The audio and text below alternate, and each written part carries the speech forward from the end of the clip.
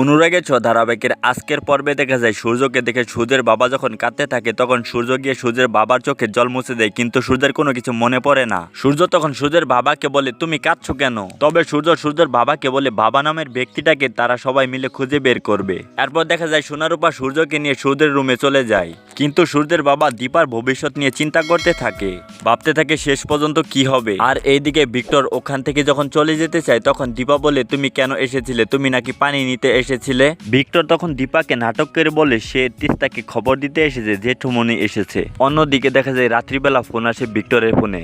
ওই মাফিয়া লোকটি ভিক্টরের কাছে জিজ্ঞাসা করে সে পেন ড্রাইভটা পেয়েছে কিনা। ভিক্টরের ফোন আসলে তিস্তা সেটা রিসিভ করে শুনতে পায় ওই মাফিয়ার গলাটা, আর এটা শুনে তিস্তা অনেকটা ভয় পেয়ে যায়। আর ঠিক তখনই ভিক্টর সেই রুমের ভিতরে ঢুকে এবং কি তিস্তার কাছ থেকে ফোনটা কেড়ে নেয় এবং কি বলে জেঠুমনি এসেছে। আর এটা শুনে তিস্তা তখন দৌড়ে চলে যায় এবং ভিক্টর তখন বলে যখন তখন ফোন না দিতে সময় মতো তাদের পেন ড্রাইভ পেয়ে যাবে। আর অন্যদিকে দেখা যায় সূর্য দীপার কোলে মাথা রেখে ঘুমাতে চায়, আর এটা শুনে দীপার চোখে পানি চলে আসে। পরদিন সকাল হয়ে যায়, সোনা আর রূপার জন্য বড় মামা পুতুল নিয়ে আসে।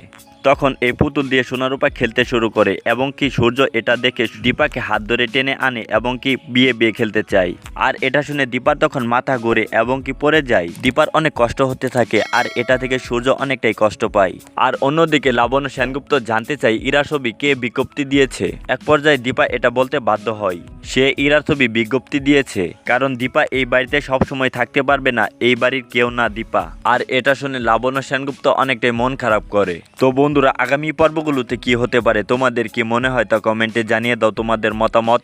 সেই সাথে অনুরাগের সকল অগ্রিম আপডেটগুলো সবার আগে পেতে আমাদের এই চ্যানেলটিকে অবশ্যই সাবস্ক্রাইব করে নাও। ধন্যবাদ।